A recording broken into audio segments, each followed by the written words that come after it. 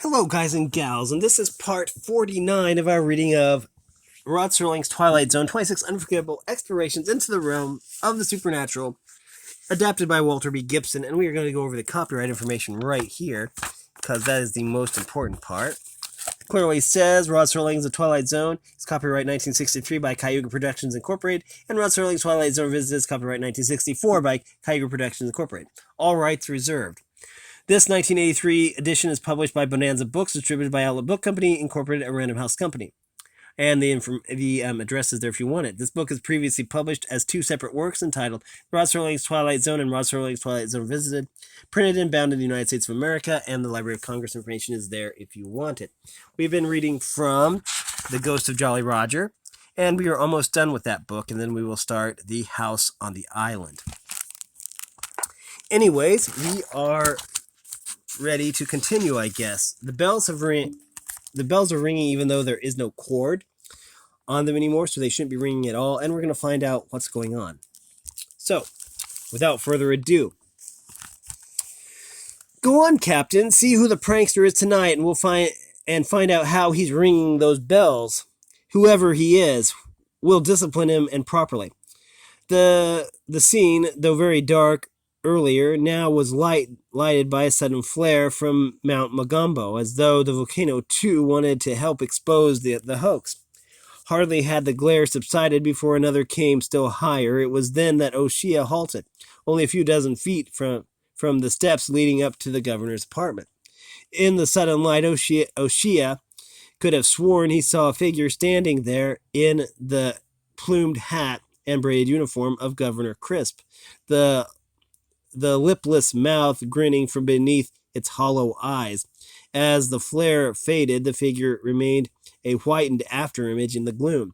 While O'Shea still doubted his eyes, one member of Dahazi's squad sprang up beside him and asked eagerly, "Did you see it, Captain? Can you see it now?" The questioner was Private Mirza.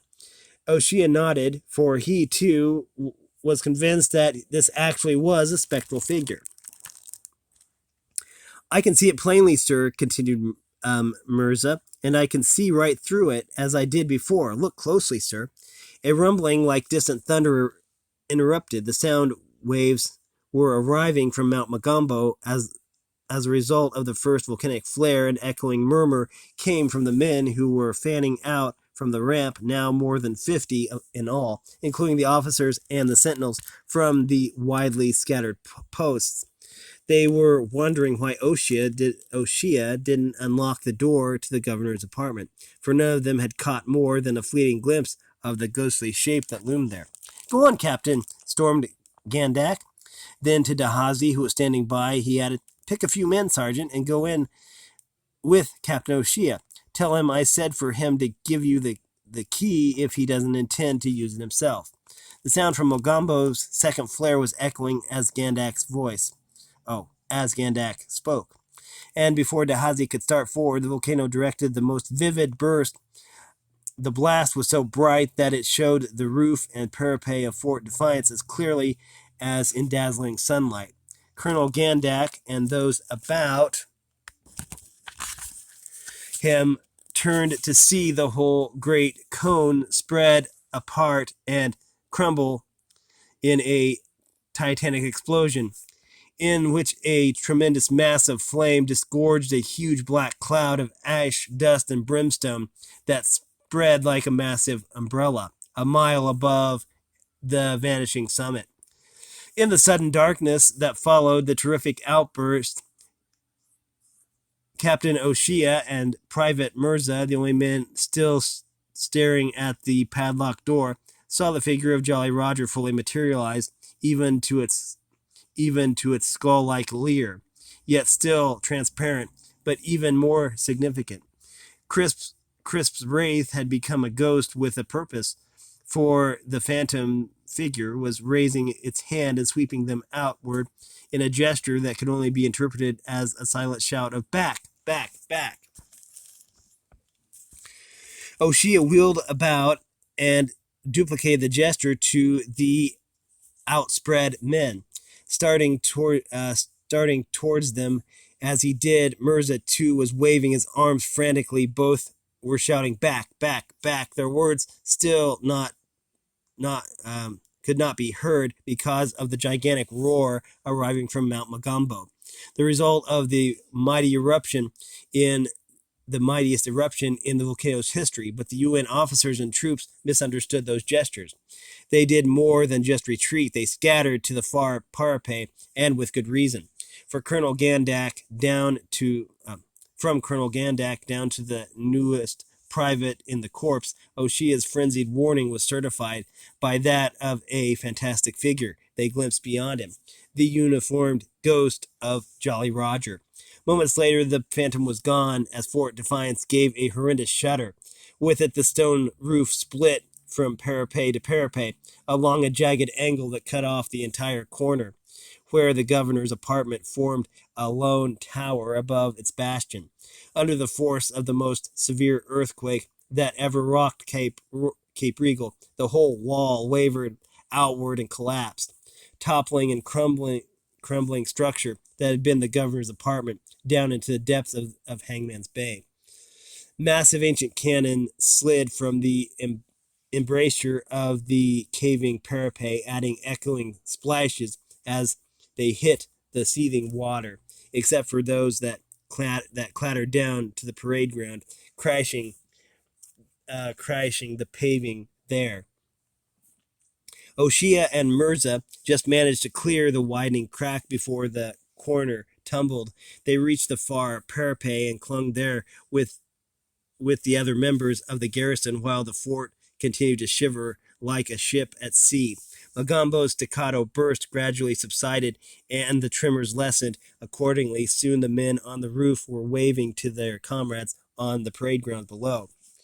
Though the fort still stood, except for its crumbled corner, inside passages and stairways were blocked by fallen masonry. If the officers and sentinels had remained there, they would have been crushed or trapped.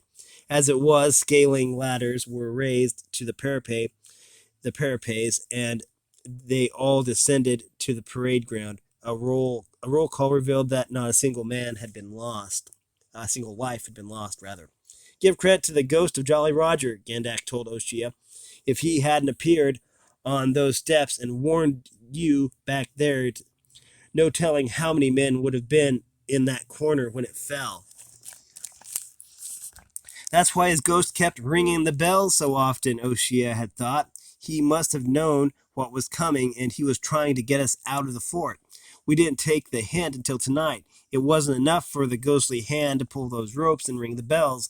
The ropes themselves had to be gone before we would believe it.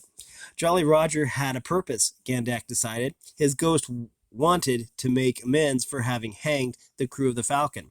A dozen men died when Governor Crisp failed to ring the bell that day, but 100 men are alive tonight thanks to his ghostly hand. Imagine his haunting the fortress for a couple more centuries just to accomplish that.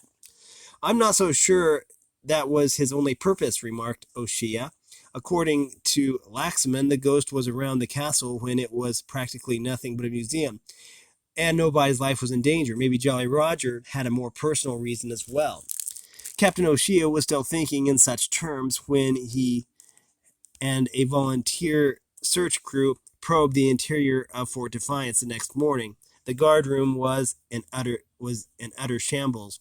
It was directly beneath the governor's apartment, and the caving of the west bastion had poured tons of masonry down through the intervening floors, bringing the floors themselves along. Working through the rubble, the crews reclaimed the dunnage and other belongings from the guardroom and reached the bastion itself by late afternoon. There, Lieutenant Alvarez, busy with the diggers, saw something that caused him to shout for Captain O'Shea, who joined him at once. Where the bastion had been strengthened following the death of Governor Crisp, chunks of loose stone and mortar showed that the reinforcements was nothing but a false wall, forming a shell with a hollow behind it. Along with the stone had tumbled an oblong box that looked like an upright coffin. When O'Shea and Alvarez removed the loose lid of the box, they stepped back in amazed horror. There, in an improvised casket, was the skeleton was a skeleton in full uniform. Oddly, the skull was recognizable by its shape, for its hollow eyes, fierce grin, and broad square jaw were much like Crisp's portrait, while they resembled his ghost as well, but the uniform that the skeleton wore was really the identifying factor. It was another of the garish gold braid creations of Governor Roger Crisp, clear from the plumed hat and doublet with gold medals down to the pantaloons and swashbuckling boots. Old Jolly Roger himself, exclaimed Captain O'Shea. He gave us a double warning that he knew, that we knew. But he also had a double purpose, as I thought. Laxman said something about a legend of an empty casket being buried in the graveyard because Hervey, the deputy governor, was afraid the mob would dig it up. So Hervey hid Crisp's body in a wall which he claimed he built to make the fort stronger. This is what Jolly Roger wanted us to find. Quite right, agreed Lieutenant Alvarez. And I, for one, feel that we should bury the skeleton in the graveyard where it rightfully belongs. After all, we are lucky we are not buried here ourselves. He gestured to the rubble that had once been the guardroom, and we should show our appreciation by granting Jolly Roger his last wish. A vote of the UN officers made it unanimous. With Laxman's aid, they located the long-forgotten cemetery where Crisp's crypt had once stood with its empty coffin. There, the skeleton remains were interred with due ceremony. Then the members of the garrison marched back to Cape Regal, where troop ships were waiting to receive the UN operation force, while Mount Magumbo rumbled a requiem from beyond the Blue Hills. Colonel Gandak included all that had happened in his report to the UN Security Council, while Calvin Laxman wrote a more detailed account to a psychic research committee in London. It was Laxman. Laxman suggested that slight, imperceivable earth tremors, forerunners of the eruption of Mount Magumbo, might have caused the bells to ring in the guardroom. Laxman added that suggestion because he felt that people generally were of the opinion that anyone who believed in ghosts would have to be crazy. But the UN officers and men who had garrisoned Fort Defiance did not agree with Laxman. In their opinion, anyone who didn't believe in ghosts would have to be crazy. And with that, we are going to finish off this particular story. And we will start the next one, which is called The House on the Island. The house on the island crouched like a prehistoric monster above the placid waters of the lagoon. Its dimly lighted windows resembled a pair of watchful eyes continually staring below. Surrounding it were the stark outlines of waving trees that formed fantastic figures against the night sky, while the lower ground, merging into marshland, seemed peopled with sylvan sprites, elusive elves, and even water goblins. Such, at least, was the imaginative impression gained by Janice Coleridge as she drove her car across the narrow causeway to the island that bleak November midnight. Janice was paying a surprise visit to her college chum, Marcia Woodruff, and her husband, Oscar, who had moved into the house during the previous summer. They told Janice to, quote-unquote, drop by any time at the quote-unquote spooky old place, as they styled their home, so here she was. Or was she? Janice lost sight of the house completely as the road from the causeway curved up through the trees. It was rocky, jouncey, and at times reduced itself to the status of a pair of ruts, which made Janice think it was leading nowhere. Then suddenly the headlights cut a swath across open ground, and Janice swung in beside the house, where someone was waving a flashlight to guide her to a parking spot. The man with the flashlight approached as Janice was getting from the car, and she heard the voice say, "Hello, Janice." She was looking at Oscar's round, smiling face beneath the shock of reddish hair that he seldom, if ever, brushed. "Hello, Oscar," Janice rejoined. "How did you know I was coming?" "I didn't," replied Oscar. Marcia did, but don't ask me how. She just senses things, or I should say, hears them, like your voice, saying, I'll be seeing you soon, Marcia. And after that, she tells me, Go out with the flashlight, Oscar. I'm sure I hear the car. And here you are. Janice laughed, not just at the oddity of the thing, but because Oscar was so talkative, for ordinarily he was a strictly silent sort. She noticed now that the glowing eyes, quote unquote, of the house were huge front windows on the ground floor, and that the rest of the building bulked black above it, like the frowning forehead of some gigantic behemoth. Oscar took Janice's bag and they went through the front door into a huge low-ceilinged living room where logs blazed cheerfully in the fireplace. Janice exclaimed, How wonderful! Only to give a startling half-frightened gasp as a whitish figure emerged from the deeper darkness of the flickering fringe. Then Janice saw that it was Marcia wearing a pale blue dressing gown that gave the spooky effect, but even more ghostly was the chalk whiteness of Marcia's face, which brought a really worried stare from Janice. Don't be concerned, Janice, said Marcia. I'm not ill. I'm just dog tired. What with Halloween pranks, the servants all leaving, and now the business of a ghost hunt. A ghost hunt? Exclaimed Janice. Let me tell it, Marcia suggested Oscar. He turned to Janice. What Marcia means is that we have poltergeists around the place. You know what poltergeists are, don't you? Mischievous spirits, Janice defined. Little unseen hands that toss things when you aren't looking, or make scratching sounds and raps. They inhabit a twilight zone between the natural and the supernatural. She stopped and her eyes widened almost eagerly. You have poltergeists? Here? We thought it was the kids from town around Halloween, exclaimed Oscar. Then we thought it must be the servants because we knew we weren't doing it. But when they upped and left and the sounds kept on, then that was it. Poltergeist. How thrilling! Exclaimed Janice. Have you managed to track them down? Not exactly, declared Marcia. That's why I'm so worn out, chasing poltergeists and making sure they don't set fire to something. They do that too, you know.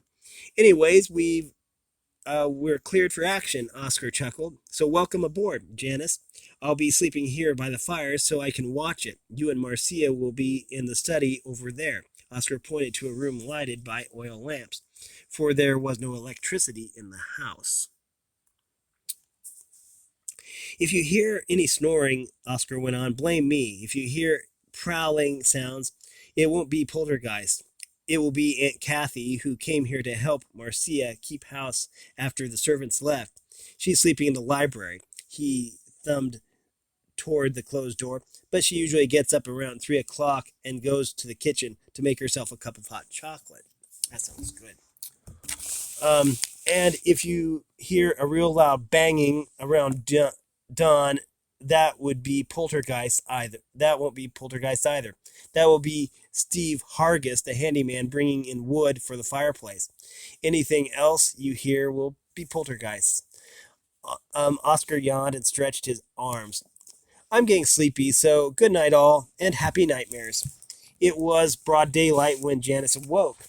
To find the others were already up. She joined Oscar and Marcia in a breakfast nook that led to a large, old-fashioned kitchen over bacon and eggs, Marcia remarked.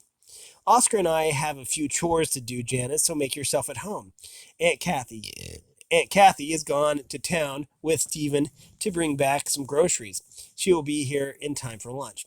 She had better be, Oscar declared, or there won't be any lunch. She only shops for groceries once a week. So Janice roamed about the grounds and studied the sprawling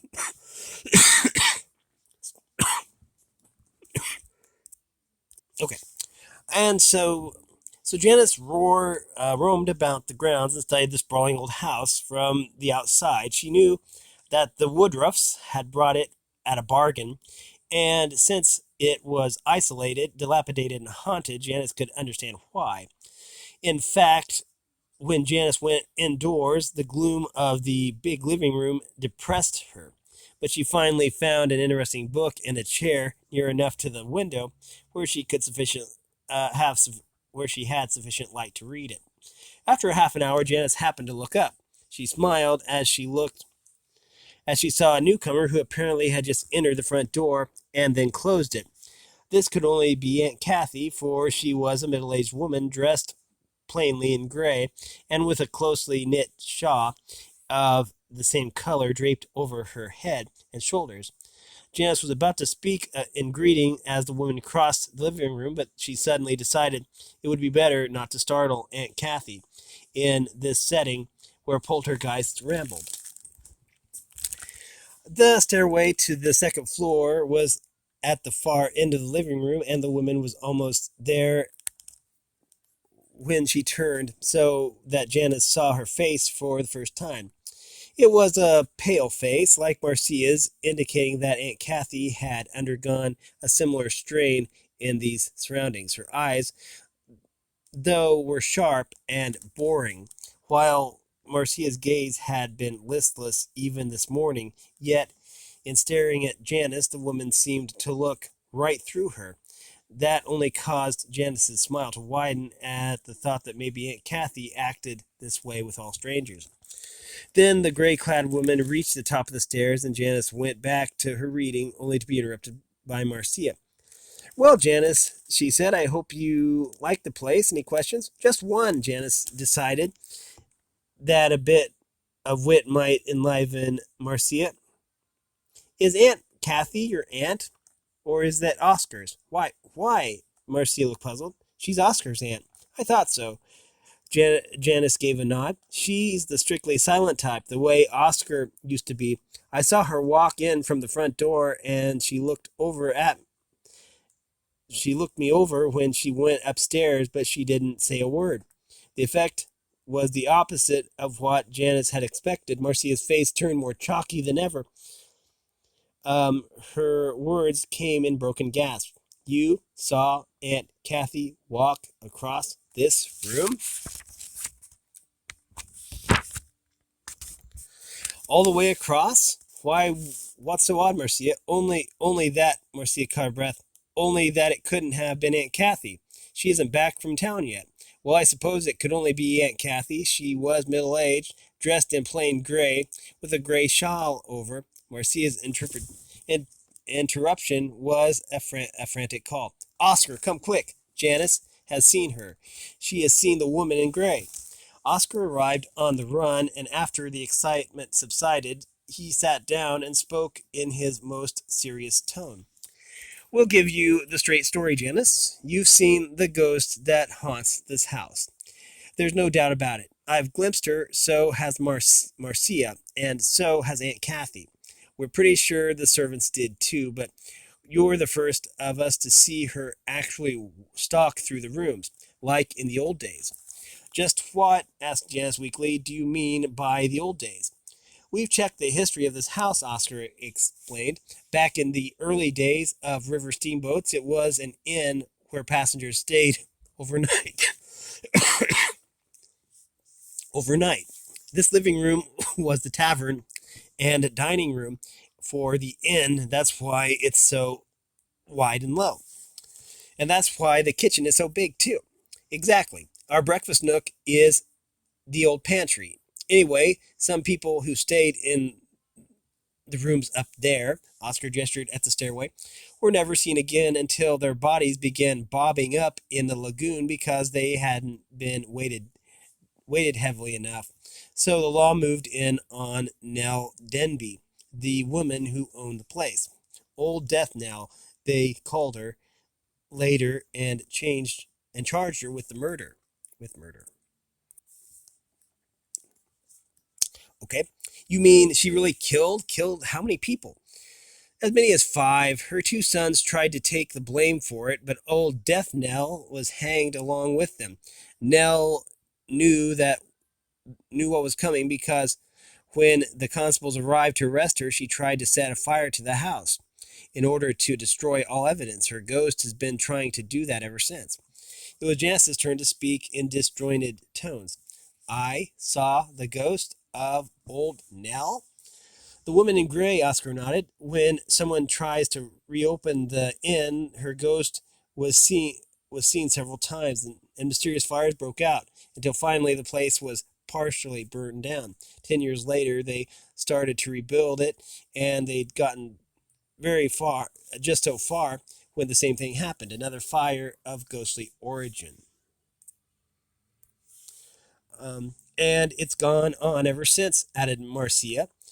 Sometimes owners closed the place, but it would still catch on fire. They blamed it on tramps, but there are other old houses around here where nothing like that has ever happened.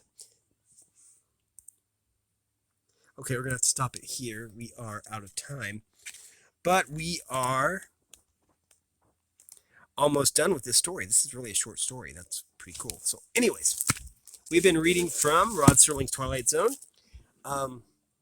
26 Unforgettable Explorations into the Realm of the Supernatural, adapted by Walter B. Gibson. And we have specifically been reading, let me find it again, The House on the Island. So, if you like this content, make sure you like and subscribe, ring the bell so you know I upload. Also, if you want to support me in any way, if you want to join the Discord server, all information will be in the description below. And as always, thanks for watching, everyone, and have a great day.